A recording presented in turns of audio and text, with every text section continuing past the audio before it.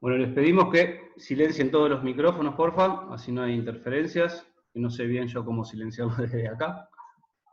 Voy a comenzar a compartir la pantalla para que puedan ver la presentación.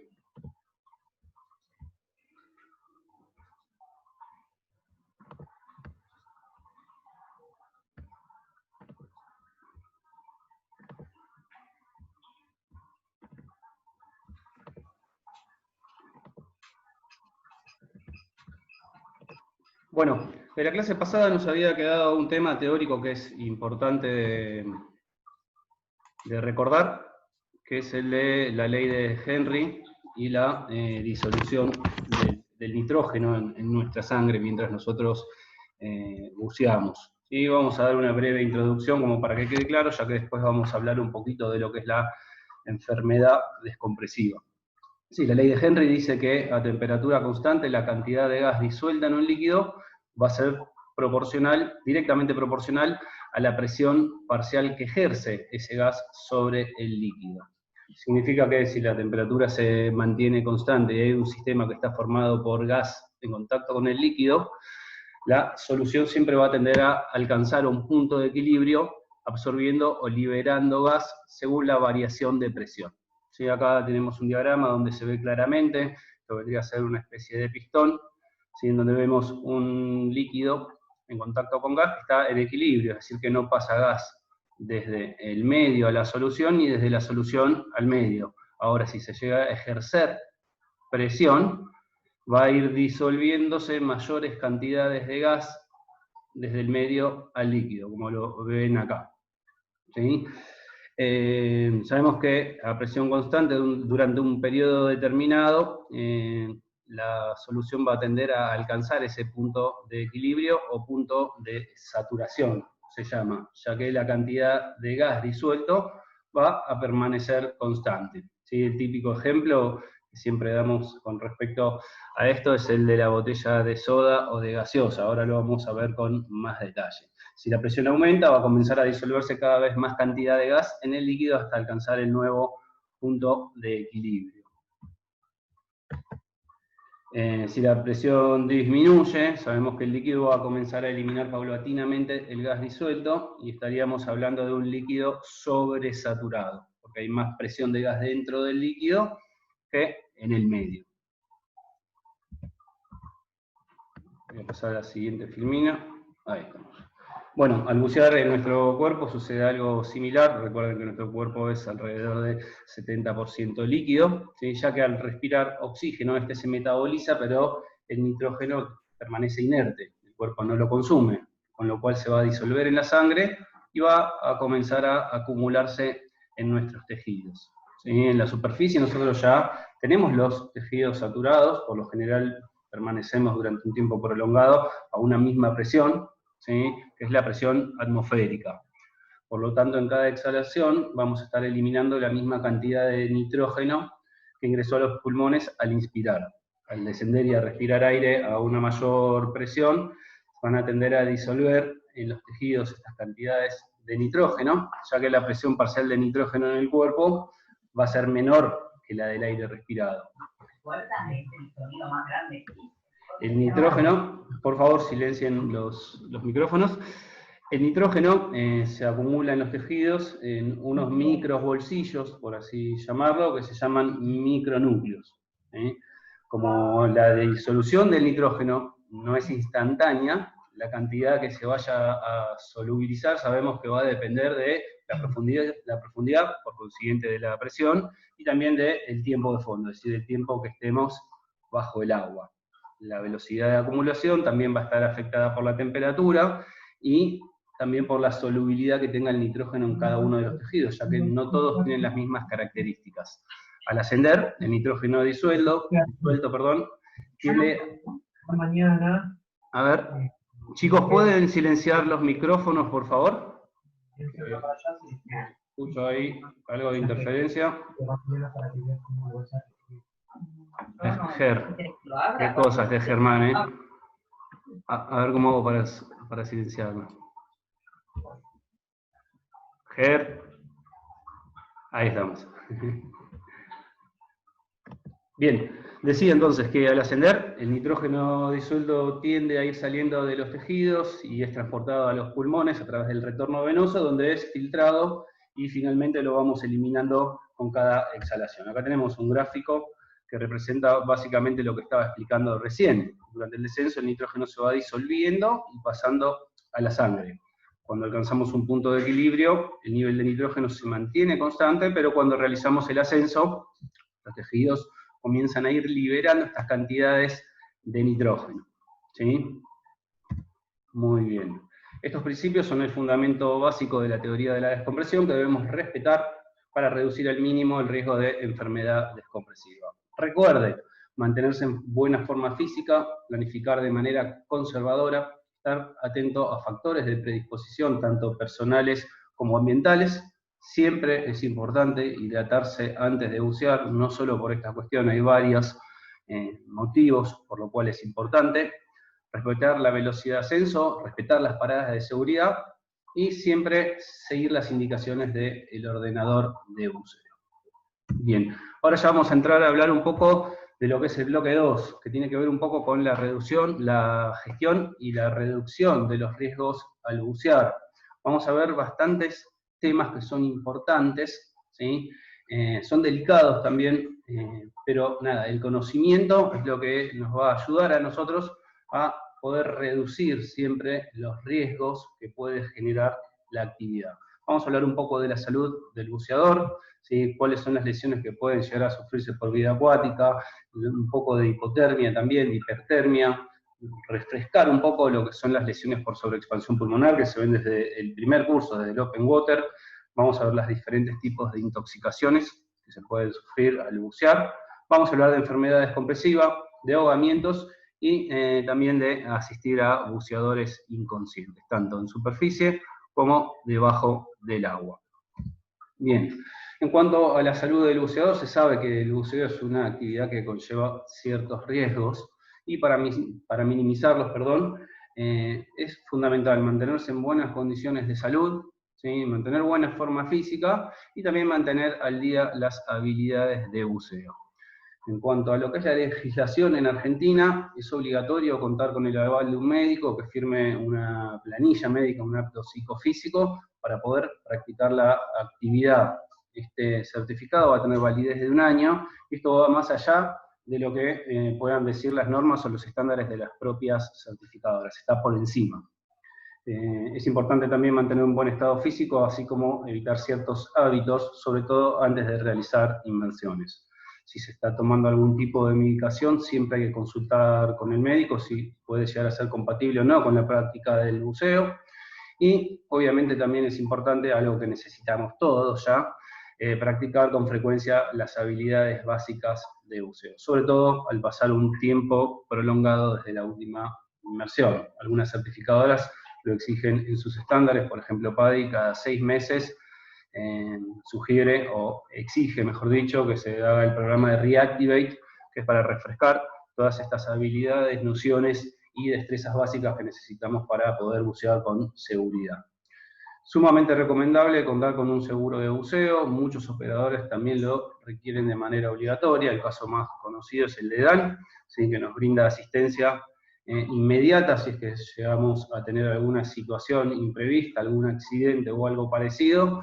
Uno puede llamar y nos van a ir asesorando de cómo manejar la situación. Además es un seguro que cubre, si no me equivoco, $125.000 de tratamiento en cámara hiperbárica. Así que es importante tenerlo en cuenta. La membresía de DAN creo que está a $109 anuales. ¿Sí? No es tanto si uno considera que tiene una duración de 1 año, ¿sí? Sobre todo si uno planifica hacer varias salidas de buceo. Vamos a empezar viendo un poco cuáles son las lesiones que se pueden generar por vida acuática. Como ya hablamos anteriormente, la principal causa por la que se puede generar algún tipo de lesión de este tipo va a ser por descuido del buceador. Volvemos a recordar lo que hablamos la clase pasada. Cuando buceamos tenemos que mantener una interacción pasiva con los animales, ¿sí? Evitar el contacto con el fondo también, y seguir todos los procedimientos recomendados. ¿Sí? Yo hice acá una pequeña clasificación, que es personal, pero que vamos a ver 4 tipos diferentes de lesiones que pueden llegar a sufrirse si uno no tiene cuidado durante sus inmersiones. Las de menor gravedad son pinchazos, cortes y raspones, que básicamente se dan por lo general con erizos o con lo que es el coral duro. Esto básicamente puede suceder si uno no controla adecuadamente la flotabilidad o no tiene cuidado en dónde se apoya o en dónde coloca las manos, ¿sí? Después hay lesiones que pueden darse por inoculación de venenos o algún tipo de célula urticante, puede suceder con corales, anémonas, medusas, rayas, pez piedra, pez león, etcétera, etcétera. Sí, lo que vemos acá es, bueno, una anémona, que la mayoría son urticantes. Acá por ahí no ven nada, pero elegí una foto que sea de este tipo, más que nada porque el pez piedra se suele camuflar bastante bien y uno no lo ve. Entonces, si uno no presta atención en dónde se apoya, puede tocar a este pez que tiene unas espinas sobre su lomo, inoculan gran cantidad de veneno y es un veneno muy poderoso. Por eso hay que tener mucho cuidado cuando uno va a bucear algún arrecife, alguna zona donde hay este tipo de especies, de donde coloca las manos. Bueno, el pez león es un clásico. Se sabe que el Caribe está muy poblado, que es una especie invasora. También lo podemos encontrar en toda la zona de Asia y el Pacífico. En esto que se ve acá son espinas que también son venenosas, ¿sí? Esto que se ve más hacia la derecha es un coral de fuego. El coral de fuego genera una irritación que es bastante molesta, bastante dolorosa. Por eso muchas veces tenemos que tener cuidado por dónde nos movemos, tratar de usar también trajes protectores para evitar contacto con este tipo de seres. Descargas eléctricas, también hay peces, sobre todo en el mar y en ríos también, que pueden generar descargas eléctricas que pueden llegar a ser hasta de 200 voltios. ¿Sí? Esto puede llegar a electrocutar a un buceador. Hay 2 animales que son muy característicos, uno que se llama tremielga, otro o torpedo, y también la tembladera, son parientes de la raya y suelen generar descargas que son bastante poderosas. Por eso hay que tener David, cuidado. Sí. una salvedad con lo que son venenos o urticantes. En el sur, todos los que van a Madryn o a Nido, hay unos bichos muy parecidos a los nudibrancos, que son prácticamente Sí, es iguales, verdad. apenas un poco más descolorados, pero que si alguno tiene la mala idea de tocarlo, cosa que no tenemos que hacer ante ningún animal, justamente les deja un gel, tipo una mucosidad, Wow. que es completamente urticante y es venenosa para el ser humano. No es mortal, pero sí causa, te podés descomponer, causa náuseas, en el peor de los casos, y rash cutáneo. Así que ténganlo en cuenta, no es una cuestión solamente del Caribe, sino que lo vamos a encontrar en cualquier mar, algún bicho que por tocarlo justamente nos puede cagar el buceo. Buena Eso aclaración, no. Una George. raya, por ejemplo. Son bastante... Una raya. Mejor no Acá en el sur está aclarar. lleno de rayas, de esos chuchos de mar. Sí, sí, claro. Pero bueno, lo que dice George es bastante común también. Creo que le llaman babosa de mar así de forma común. Son de un color amarillento, blanquecino, y se los ve por todos lados. Sí, cerca de Folías he visto cantidades de estos animales. Después tenemos lo que son lesiones generadas por mordeduras. ¿Sí? Se sabe que los pulpos son territoriales. Si uno quiere tocarlos, pueden llegar a defenderse. Podemos hablar de lesiones por morenas, barracudas, congrios, que también son bastante defensivos cuando uno invade su territorio, y lo que puede llegar a generar una lesión por tiburón. El tiburón en general, cuando ataca, no es por comernos, sino es por curiosidad, y como lo dije en la clase anterior, para bucear con tiburones existen protocolos que son muy, pero muy seguros, ¿sí? Así que no tienen que asustarse por esto como por ahí uno lo ve en las películas y piensa que los tiburones son todos asesinos. La verdad que no es así, es una mala fama que se fue creando con el tiempo con estos animales. Bien. Vamos a continuar con la siguiente filmina, en donde vamos a comenzar a hablar un poco de barotraumas. Vamos a ver diferentes tipos de barotraumas. ¿Qué son los barotraumas? Por si no lo recuerdan, son lesiones que pueden llegar a producirse en los espacios aéreos por cambios de presión durante los ascensos o durante los descensos. Y por lo general, un dato llamativo, esto se da entre los 10 metros de profundidad y la superficie, que es donde tenemos el cambio más brusco de la presión. Recuerden que desde la superficie hasta los 10 metros tenemos el doble de presión. Si lo vemos a la inversa, si ascendemos desde 10 metros hacia la superficie, la presión se va a reducir a la mitad. Ya vimos la clase Gaby. pasada. Sí. Perdón, no quiero hacer largo, no quiero interrumpir.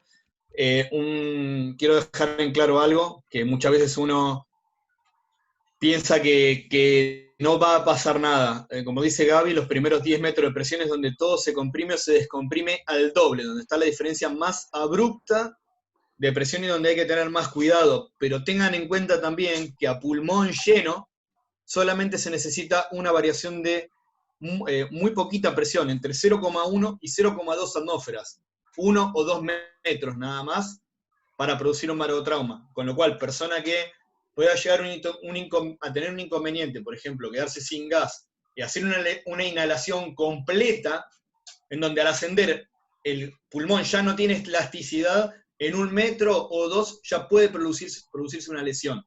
Perdón, quería agregar eso. Porque a veces que uno se confía, estoy a 5 metros, no pasa nada. Sí pasa, puede pasar en la pileta también. Sí, con un metro y medio de profundidad, con un metro y medio de profundidad ya es suficiente como para generar cualquier tipo de barotrauma. Por eso esta aclaración que decíamos que, por lo general, entre los 10 metros y la superficie es donde se tiene registro de más casos de barotraumas. Igualmente, como vengo diciendo, ¿sí? Todas estas lesiones que pueden, o riesgos, mejor dicho, puedan llegar a generarse, es muy sencillo de poder prevenirlo si uno tiene en cuenta lo que dice la teoría de buceo y todas las habilidades que uno va aprendiendo, ¿sí? A través de los diferentes cursos. Para prevenirlos, tenemos siempre que controlar la velocidad tanto de descenso como de ascenso. Se recomienda que sea lenta, compensar los espacios aéreos durante los descensos, no bucear con resfrío o con congestión, detener descensos si existe dificultad para compensar, detener ascensos si se sienten molestias, y siempre recordar la regla principal del buceo, respirar de manera continua y nunca contener la respiración. Vamos a ver los diferentes tipos de barotraumas que pueden existir, desde los más leves a los más severos. Podemos hablar de un barotrauma de máscara, del espacio interior de la máscara, que suele conocerse como apretón o squeeze en inglés. En general se debe al descender y no compensar el espacio interior de la máscara. Recuerden que durante el descenso uno debe soplar pequeñas cantidades de aire por la nariz para compensar este espacio aéreo. El aumento de la presión va a terminar generando un efecto de ventosa, haciendo que los capilares de los ojos y de la cara comiencen a dilatarse, drenen líquido y puedan llegar a romperse. Por lo general no produce molestias, no sugiere riesgo y la visión no suele verse afectada, más allá de lo impresionante que resulte a la vista. Se evita fácilmente, como les decía, soplando pequeñas cantidades de aire por nariz. Acá lo pueden ver en la foto, yo me he cansado de ver buceadores, por suerte que no estaban buceando conmigo, pero que olvidan compensar el espacio aéreo de la máscara y salen con los ojos como inundados con sangre, parece, a veces quedan también como, parecen ojeras o moretones alrededor de los ojos.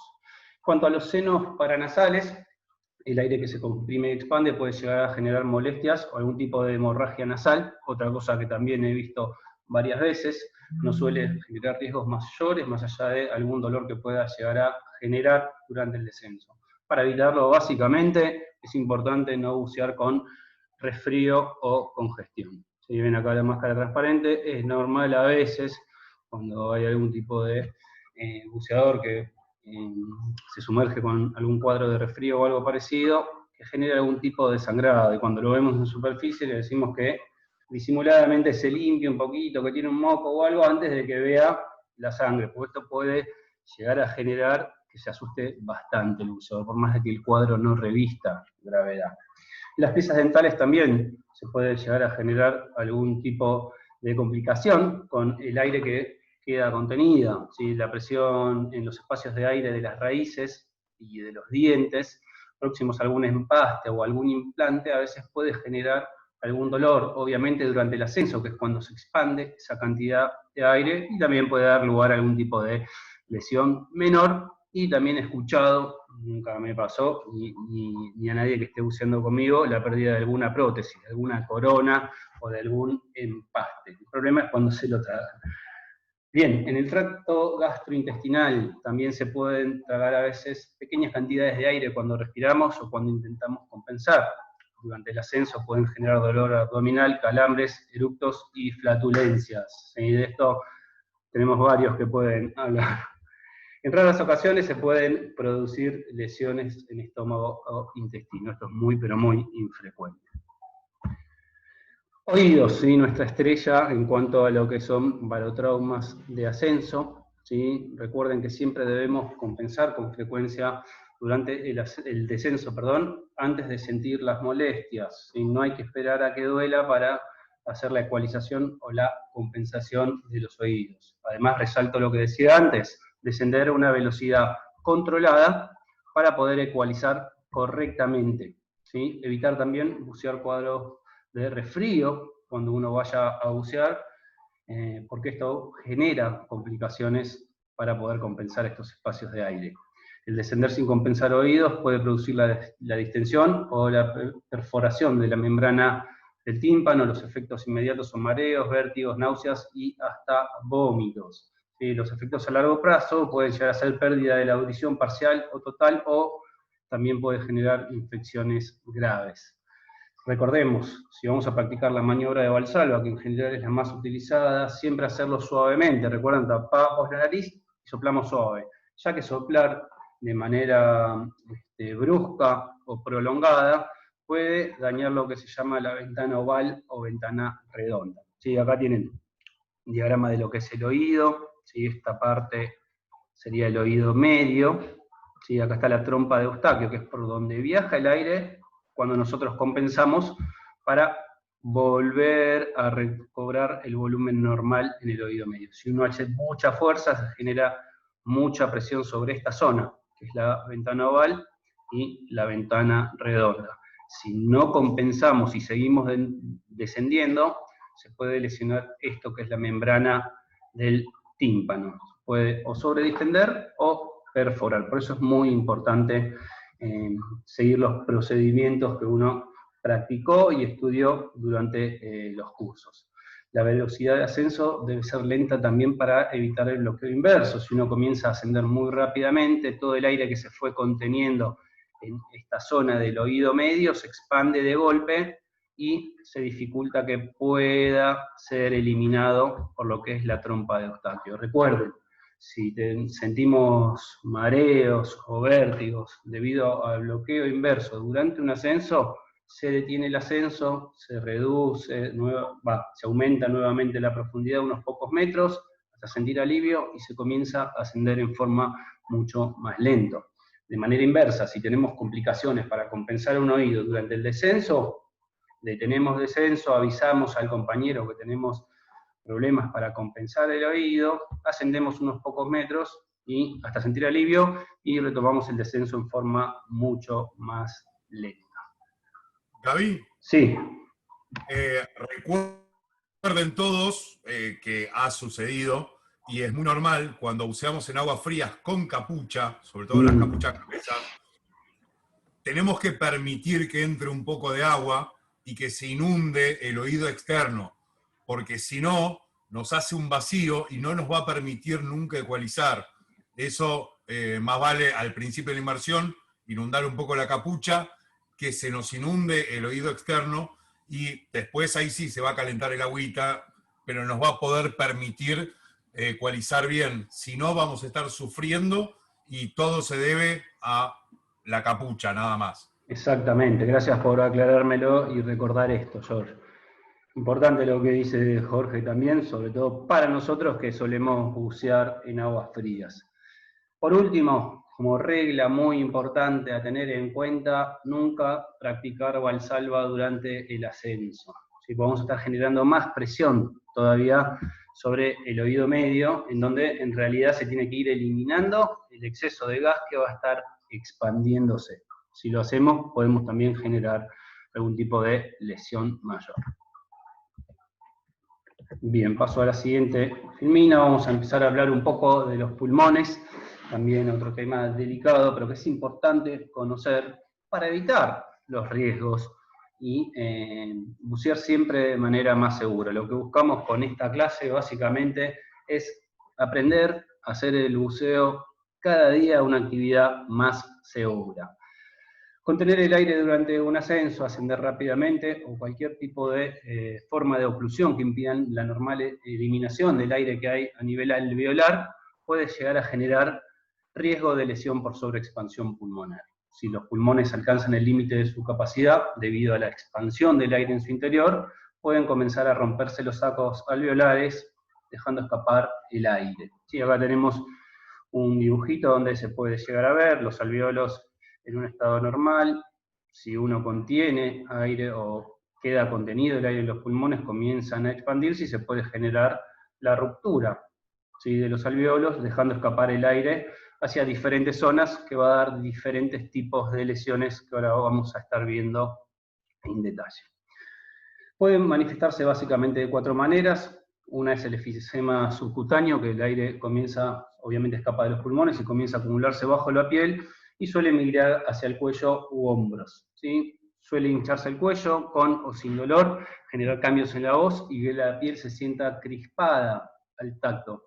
Por lo general se suele curar con reposo, aunque siempre es necesario ser examinado por un médico. Otro tipo de lesión es el efisema de mediastino, que donde el aire que escapa de los pulmones comienza a acumularse en la parte central del pecho, puede generar a veces dificultad para respirar, dolor en el pecho, debilidad, y también podría llegar a generar compresión de corazón o pulmón. También puede llegar a ser asintomático en los casos más leves. También por lo general se cura con reposo, también es necesario ver a un médico si uno llega a experimentar este tipo de síntomas. Neumotórax ya es una lesión un poco más grave, ¿sí?, porque es la acumulación del aire dentro de la pleura, que es una cavidad membranosa que contiene a los pulmones, con lo cual puede terminar generando el colapso de uno de los pulmones. Los signos y síntomas incluyen dificultad para respirar, dolor localizado en el pecho, tos sanguinolenta y shock.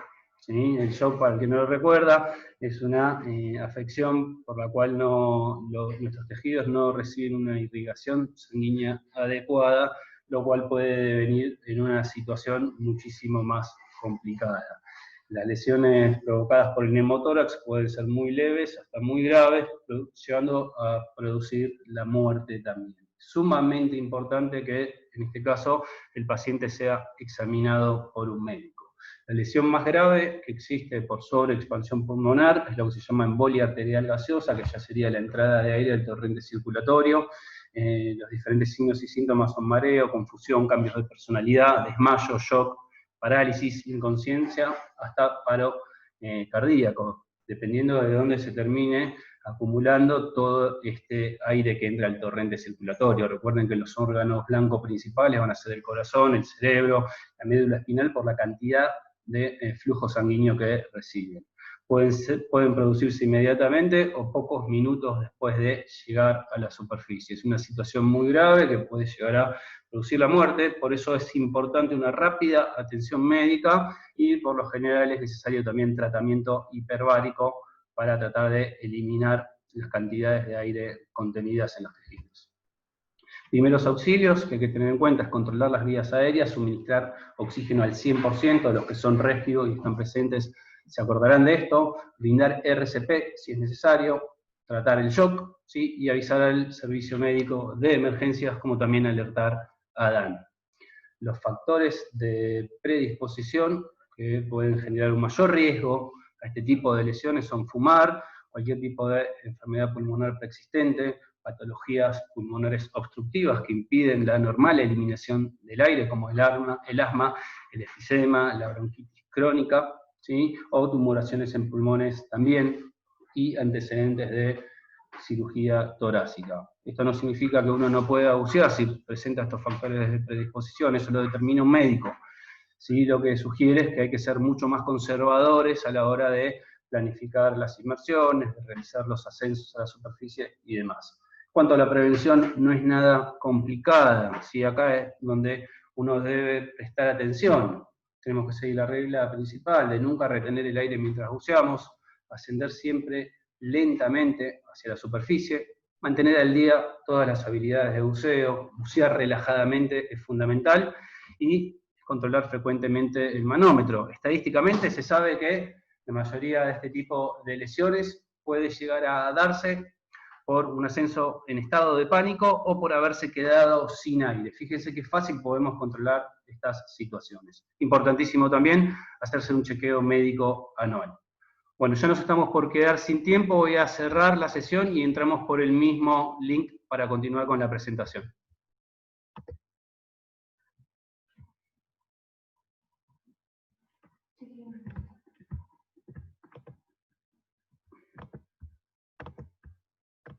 No puede estar afuera del agua porque se quemó. ¿Se quemó? Desconectalo.